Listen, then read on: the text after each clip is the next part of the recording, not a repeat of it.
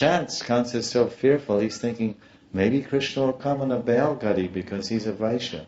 So then he had one demon take the form of a Bailgadi, Shakatasura.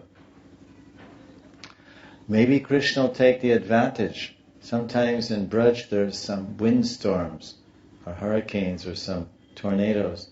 And when all that dust is flying in the air, Krishna will sneak in through that dust, through that fog, and then he'll kill me. But then I have Trinavarta. Trinavarta, if he tries to come in through the dust, then Trinavarta will grab him and kill him.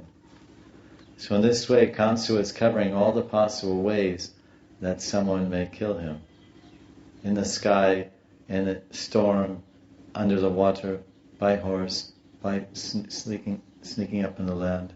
Or maybe Krishna will try to... There's so many things like this, as explained. Because everything, why? Because so basically it reminds us of Hiranyakashipu. Yes?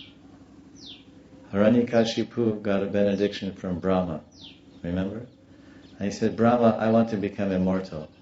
I don't want to be killed in the daytime or the nighttime, in the house or out of the house, by a man or an animal, by any weapon. Remember? Not in the day or night, not in the house or out of the house. So then Brahma said, yes, tatastu bhavatu bhavatu.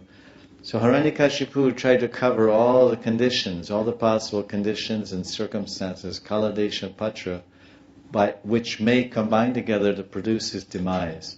So Kamsa did the same thing. Kamsa did that in Dwapara Yuga, Hiranyakashipu did it in Satya Yuga, and Kamsa and Hiranyakashipu were the same person. The same mentality, birth after birth. Shishupal, who is this? Jayavijay became Hiranyakashipu, Hiranyaksha.